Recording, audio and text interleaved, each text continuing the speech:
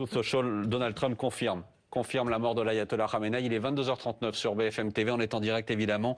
Et le président américain, c'est la confirmation qu'on attendait depuis le début de cette soirée et les premières rumeurs autour du sort réservé à Khamenei. Donald Trump annonce à l'instant sur Truth Social la mort de l'ayatollah Khamenei sur son réseau social. Donc, c'est confirmé ce soir. Votre première réaction à cette confirmation du soulagement? Vous disiez soulagement à l'instant. Du soulagement. Comme diraient les Iraniens, tabrik migam, donc je félicite les Iraniens qui étaient en guerre depuis 47 ans. Et à partir de maintenant se joue la deuxième étape, celle pour la transition, celle qui va enfin permettre à la population iranienne de faire son choix souverain et d'enfin devenir le souverain de ses choix. C'est colossal ce qui est en train de se passer. Oui, il faut rappeler, c'est colossal. On a la confirmation ce soir que l'ayatollah Khamenei est au pouvoir depuis 1989. Voilà. Depuis 1989, il avait 86 ans l'ayatollah Khamenei. Oui. Trump confirme ce soir qu'il est mort, Ulysse Gosset. Oui, pour Trump c'est essentiel parce qu'il a pris un risque énorme, il a fait un pari absolument sans précédent, c'est-à-dire celui de décapiter le régime et de mettre fin à la République islamique d'Iran telle qu'elle est depuis 1979.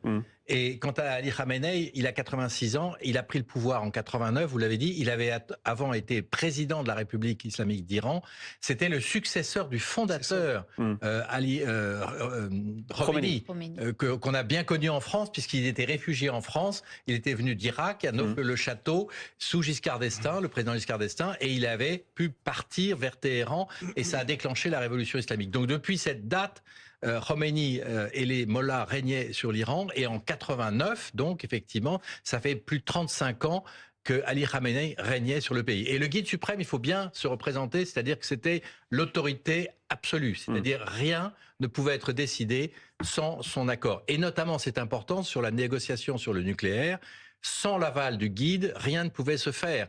Même si certains pouvaient le pousser dans telle ou telle direction, s'il ne donnait pas son feu vert, ce n'était pas possible. Mais au-delà de ça, si vous voulez, il y a sa mort qui est confirmée par Donald Trump, c'est déjà un basculement total, c'est-à-dire. Mais il y a aussi 7 autres dirigeants, d'après les Israéliens, qui sont décédés dans cette frappe absolument massive, dont, à nouveau, je le répète, quand même, c'est important, le commandant des gardiens de la Révolution, Mohamed Pakpour, dont le secrétaire du Conseil de sécurité iranien, Ali Shamkhani, dont Saïd Assadi, le chef de la direction du renseignement, et dont le ministre de la Défense, Aziz Nazirdadeh. C'est-à-dire que c'est vraiment une décapitation non seulement du guide, mais surtout du régime. C'est-à-dire que maintenant, les gardiens de la Révolution se demandent qui va gouverner le pays. La Maison-Blanche en direct, Antoine Delars, c'est donc confirmé ce soir. L'ayatollah Khamenei est mort. Confirmation apportée par le président américain Donald Trump. Exactement, et confirmation apportée dans un message sur son réseau social, Truth Social. Donald Trump dit Khamenei, l'un des êtres les plus malfaisants de l'histoire, est mort. C'est non seulement une justice pour le peuple iranien, mais aussi pour tous les Américains et les personnes de nombreux pays à travers le monde qui ont été tués ou mutilés par Khamenei et, je le cite toujours Donald Trump, sa bande de voyous assoiffés de sang. Ce qui est très intéressant, c'est que finalement, les Israéliens ont laissé à Donald Trump la primeur d'annoncer cette nouvelle, de confirmer à 100% donc que le guide suprême a été tué dans cette frappe israélienne et américaine menée la nuit dernière.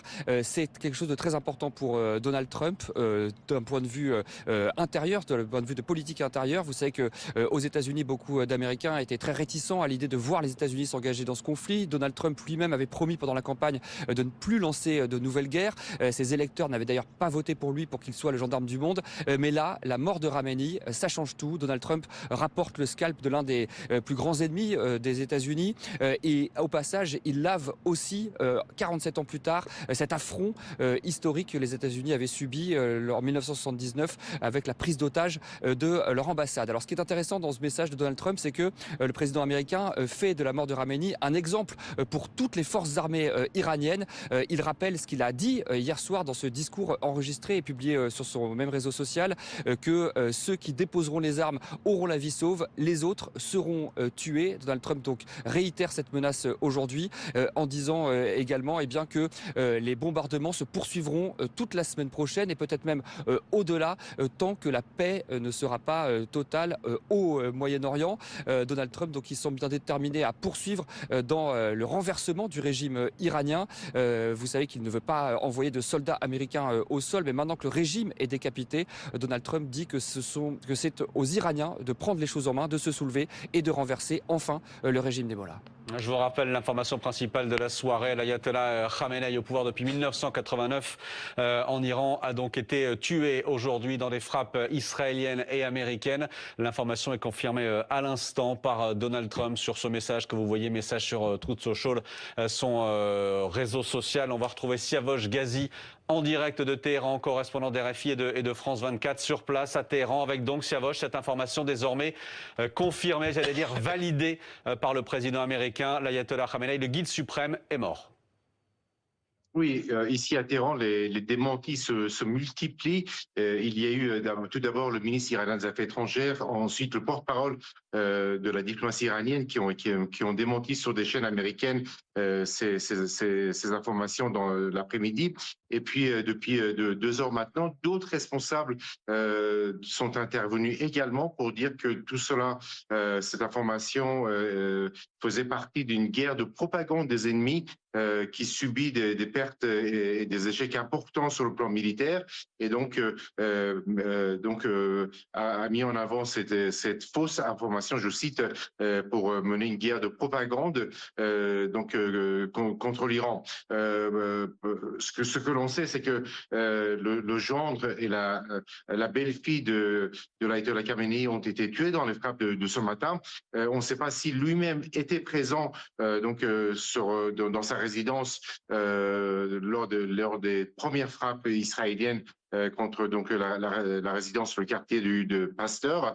Peut-être qu'il y avait une réunion après le retour du ministre iranien des Affaires étrangères qui est rentré de Genève pour faire un rapport sur les négociations. C'est une question qu'on peut bien sûr se poser.